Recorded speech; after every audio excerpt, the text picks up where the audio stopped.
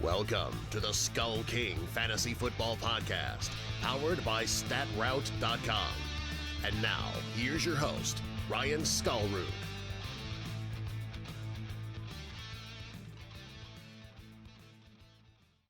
Hello and welcome to another episode of the SkullKing Fantasy Football Podcast. My name is Ryan Skullroot, and I am a very happy man with my Seahawks not spoiling not spoiling too many opportunities to win that game tonight in Monday Night Football. What a game it was! Honestly, one of the better back and forth games of the season. It was a lot of fun to watch. So, especially for me because my team came out on top. Real quick before we get into the stories and the news, I want to real quickly ask you if you could please hit that subscribe button, whether you were listening on iTunes, Google Play, Castbox, Stitcher. We are actually now also on iHeartRadio, so if you could check us out there, that would be great as well. If you are on iHeartRadio, that would be awesome. Please make sure to leave us a rating or review. We'd love to get your feedback on the show. Please share out our episodes. We would greatly appreciate that too. For us to be able to share our football knowledge with others would be wonderful. So, I don't think there are any other major things coming up. So why don't we go ahead and get into the headlines? Today's headlines.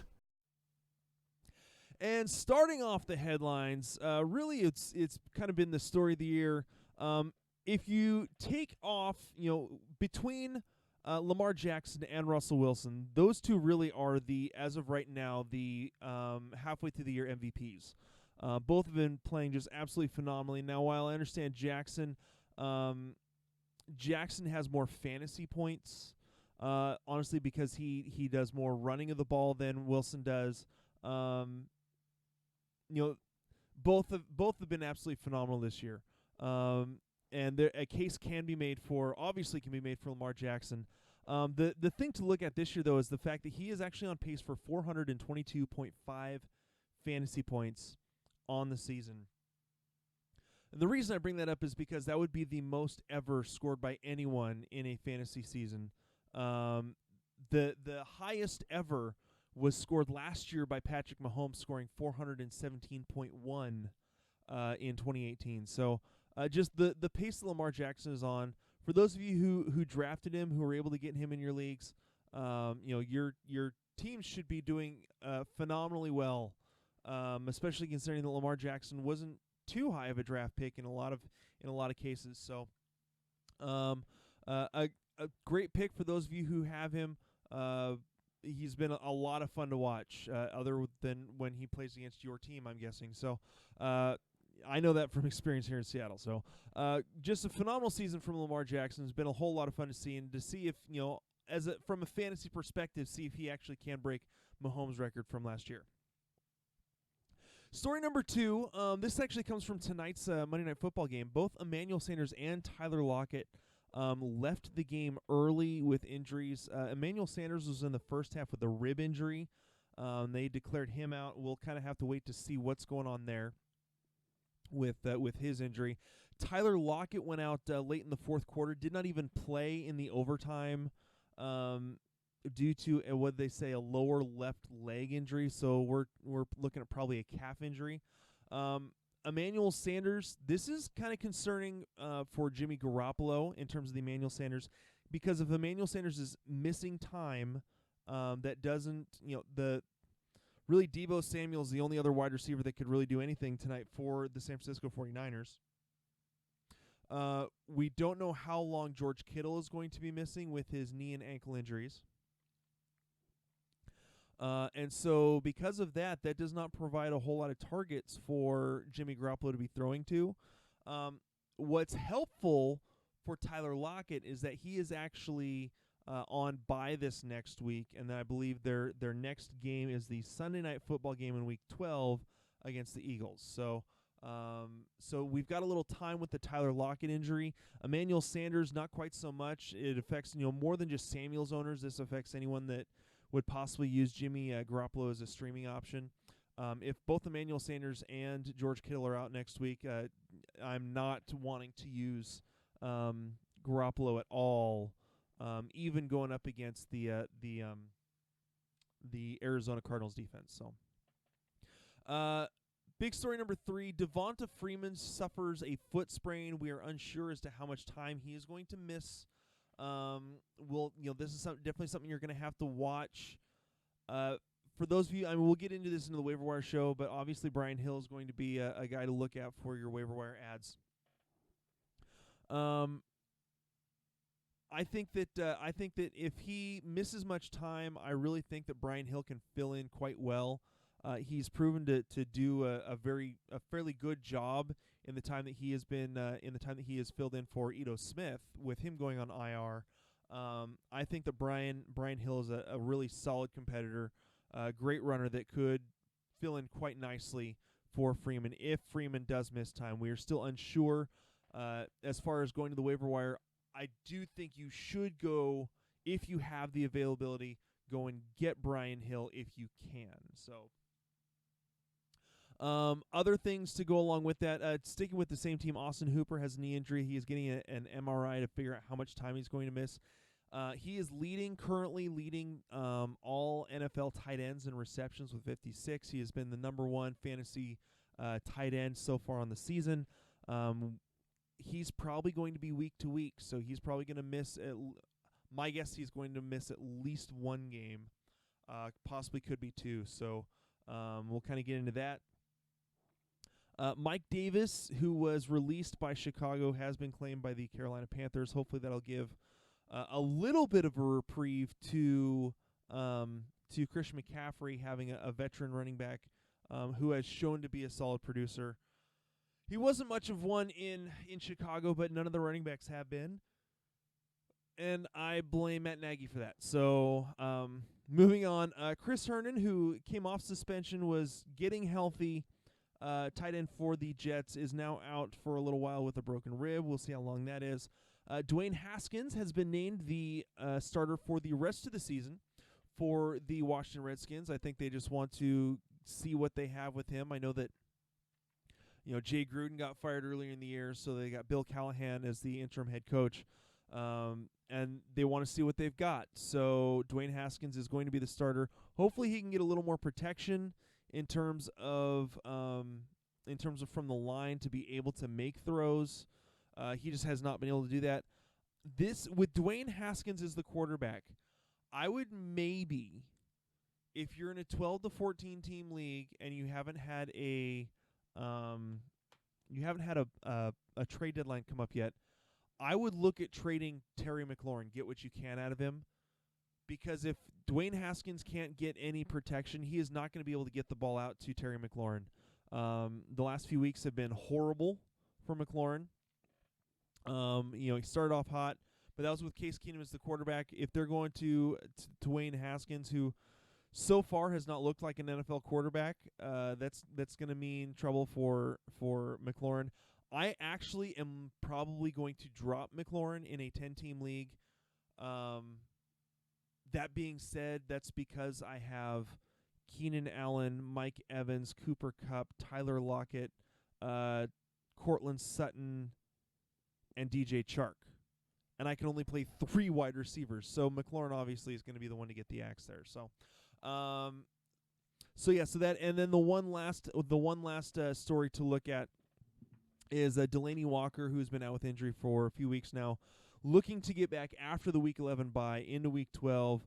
Hopefully he can have a decent connection with Ryan Tannehill, who's really been doing a great job in his, 3 or 4 starts now since taking over the job from Marcus Mariota in Nashville for the Tennessee Titans. So that is it for the news and notes. We are now going to get into the waiver wire pickups after a quick break. Have your fantasy teams been struggling this year? Or perhaps you've been doing pretty well but want to put yourself over the top? Then make sure to visit our friends over at Finish First Fantasy Advisors. They are the premier one-on-one consulting firm that specializes in providing you with expert support to help guide you to the championship. You will be matched with one of their expert advisors to provide you with the season-long insight for your redraft, dynasty, or DFS formats. Their advisors will contact you weekly to answer all of your questions and provide you the needed information to get to the next level. Set up a free 15-minute consultation by emailing them at info@finishfirstfantasy.com or by visiting them at www.finishfirstfantasy.com. That's www.finishfirstfantasy.com. Waiver Wire Madness. All right, so here we go. We are getting into our Week 11 waiver wire picks. We are going to start out with the quarterbacks. And this is actually a week where there's a fair amount of quarterbacks that could possibly be used as streamable options for this week. Guys that are owned in 50% of leagues or less. Let's see. Starting off, we are going to go with Kyle Allen. He is owned in 15% of Yahoo leagues. Going up against Atlanta at home, Atlanta's given up the third most amount of fantasy points to the quarterback position. Now, I know they did a good job of stopping up the Saints offense this last week. But they did end up losing Marshawn Lattimore, at least for a little while, with a hamstring injury. So we'll kind of see what that does for their offense or for their defense in their ability to stop people.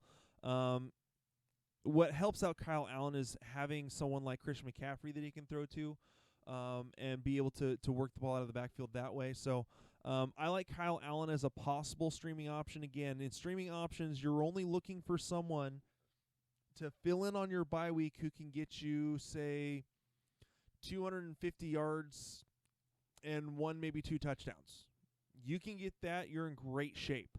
And against an Atlanta defense that gives up the third most amount of fantasy points to the quarterback, I think that's a possibility with Kyle Allen this week. Another option is Derek Carr, owned in 45% of Yahoo fantasy leagues, going up against Cincinnati, again at home. Cincinnati gives up the 6th most amount of fantasy points to the quarterback position. I think that Derek Carr is a solid pick for this week. He has performed pretty well over the last few weeks. Last week wasn't great against the Chargers, but he didn't need to be great against the Chargers.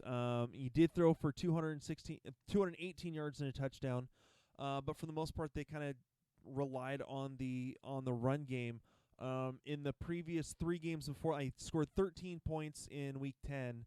The previous 3 games before, they had 19, 23, and almost 17. So really, he's been pretty solid as of late. And so I think that due to the matchup, I think could be a solid start for him there. Couple other names to look at.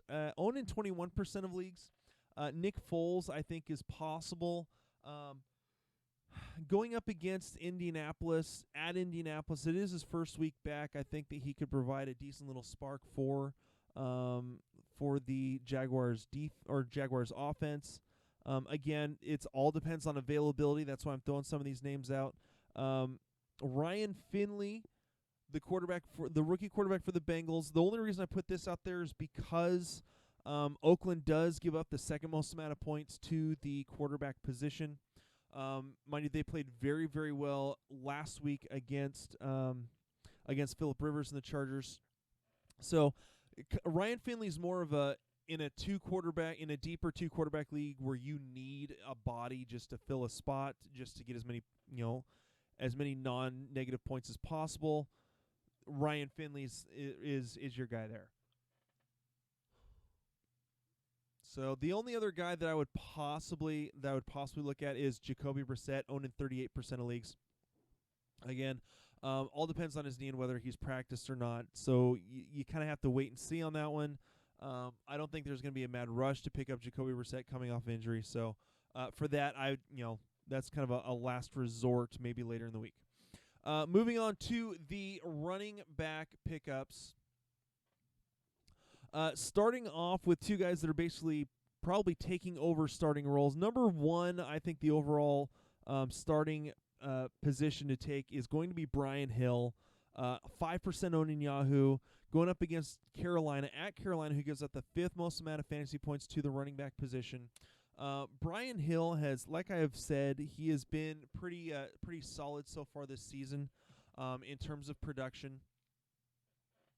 In the few opportunities that he has gotten, in week 7, 5 carries for 11 yards, not great, but he does catch the ball out of the backfield. Against Seattle, had 3 carries for 29 yards and a touchdown. And then, when pressed into work this week, he finished with, 20 carries for 61 yards, not a whole lot carrying the ball. That being said, he did finish with 13 points. He had a touchdown. Overall, doesn't look like he had any.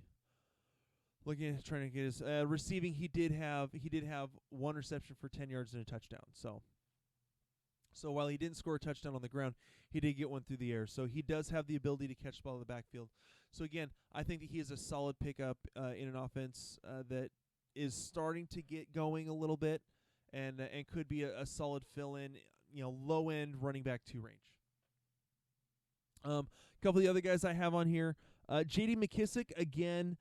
This is more having to do with Ty Johnson going into concussion protocol. Because of that, it could push McKissic. I think McKissic and Paul Perkins are the only 2 healthy running backs on that staff right now, and so they may try to pick someone up. As far as it goes, if Ty Johnson doesn't play, it may push J.D. McKissic into double-digit touches. He's mainly used as a pass-catching back, but he could be required to do some running against Dallas. Not a great matchup, but again, if you're dealing with bye weeks, McKissic may be someone. The other one to look at that I've got on here is Chris Thompson. Now, I know he hasn't hardly played. Excuse me, with Dion. He's been dealing with injury the last few weeks. When he's in there, he's a great pass catching specialist. Going up against the New York Jets, give up the 13th most amount of points to the running back position. So. I think that Thompson, he is going to be widely out there because of the fact that he has been injured for the last few weeks. Only 17% owned in Yahoo, so widely available there as a guy, possible guy to pick up this week. Moving on to wide receiver, not a whole lot of names I really like in terms of wide receivers for getting picked up this week. Number 1 for me is Cole Beasley going against Miami at Miami. They give up the 8th most amount of fantasy points to the wide receiver position. I know that Buffalo's offense hasn't really done a whole lot. That being said, Cole Beasley has been targeted a bunch. I think that he is still a stream-worthy option if you're desperate at wide receiver. If you're very running back heavy on your team and need a wide receiver, you're dealing with injuries, you're dealing with bye weeks, I think that Cole Beasley, 32% owned, is good enough to provide at least a little bit of value. Number 2 guy that I have is Hunter Renfrow, again going up against Cincinnati. Cincinnati's kind of middle of the road against the wide receiver, 15th fewest points against the, right in that 18-ish range. In terms of position, giving up points to wide receivers. Renfrow has been, again, he's been getting more involved in the offense for Oakland over his last 5 games. He's only had 1 game of less than 4 targets. So he is getting the targets. He's being looked at to get open on 3rd downs. So he does have 2 touchdowns in his last 3 games. But again, it's the opportunity. He's getting more involved in this offense. So he is a guy that, again, if you're dealing with injury or bye weeks, he is a guy that I think could be a solid addition. The last one is Russell Gage. Now that Mohamed Sanu is with the Patriots. That's the team. Is with the Patriots. Russell Gage is now the number 3 wide receiver for Atlanta and for Matt Ryan. And if Austin Hooper is out, I mean, it could provide options, for Luke Stalker to get some work, or it could mean that Russell Gage gets more involved with this offense. And so, as the number 3 wide receiver in an offense that likes to throw the ball, they're going to be down their number 1 and really their number 1 and number 2 running backs. They're dealing with Brian Hill now. Russell Gage could get more involved, and again, could be a kind of a sleeper option. Could be maybe he's one of those guys that is a DFS sleeper option for you this week. So those are my 3 wide receivers. Moving on to the tight ends. There are a few different tight ends that okay. Darren Fells going up against Baltimore. He's been a top 10 tight end so far this year, and a lot of that, he's had a lot of 2 targets, 2 catches for 2 touchdowns. He's had a couple of those. That being said, he is more involved in the offense than I expected a tight end to be for Houston. He's provided a little bit of a safety blanket for Watson, and so I think that he could be worth fantasy consideration in a league with defenses or with tight ends that have just been so awful overall. It's been a wasteland really of players. I think that Darren Fells is a streamable option. Another one is Noah Fant coming off of the last week bye in week 10. And the huge week in week 9, he could be an option. The Minnesota Vikings, who the Broncos will be playing, give up the 16th most. So again, right in the middle in terms of how much they give up to the tight end position. So Noah Fant could be in for a decent game. The other ones, this is kind of a list of kind of not great options, but if you're in a pinch, Luke Stalker, who I just mentioned earlier, because of the Austin Hooper injury, could be pushed into action, could get a little bit of work as the tight end for Atlanta. He is widely owned. These are all guys that are owned in less than 10% of leagues. Ross Dwelley is a guy that could get picked up if Kittle cannot go this next week. Dwelley is in a decent position. He was utilized a little bit in the offense tonight against the Seahawks, but Arizona gives up the most fantasy points to the tight end position. So Dwelley could be a safety net for Garoppolo in this game against the Cardinals, and could provide a lot of value as a streaming option for this week. Another one, Josh Oliver. Again, the Indianapolis Colts give up the 8th most amount of fantasy points to the tight end position. This is more of a we'll see. Let's see if the Jaguars can actually get a tight end involved in the offense. They've dealt with injuries to all their tight ends, and they're basically down to now Josh Oliver, who they drafted this last year to kind of be that pass catching option. And so that's kind of where I would go there. The only other guy that I would consider worth a pickup, let me see, and he's actually on a bye week, so that makes it a little bit of a tougher one. It's going to be Jacob Hollister. He's 7% owned, but over the last 4 weeks that he has been called up from the practice squad, in 4 weeks he has had 24 targets, so he's averaging 6 targets a game, 17 receptions, 3 touchdowns. Now, I understand one of them was tonight. 2 of them were last week against Tampa Bay, who's another terrible team against tight ends. But Hollister has really proven to be the pass-catching tight end in the offense for the Seahawks, and has really taken over that Will Dissly pass-catching role. Now, they still use Luke Wilson as the blocking guy, but Hollister is being looked to by Russell Wilson. He had 10 targets in the game against San Francisco. So I believe that this is the first game where San Francisco gave up double-digit points to a tight end or something like that. They've been phenomenal against tight ends all year, and Hollister ends up having a great game this week. So again, I think that he is one that if he doesn't get picked up this week, he is going to be hot next week, going into week 12 for waiver wire ads. So All right, so that is it for the waiver wire episode for this week. I want to thank you guys for taking the time to listen to the SkullKing Fantasy Football Podcast. Again, my name is Ryan Skullrud. Please, again, hit that subscribe, like, share, do all that, please, for us. We look forward to giving you another episode tomorrow night, and we will talk to you later. Hey, SkullKing Nation. Thank you for listening to the SkullKing Football Podcast.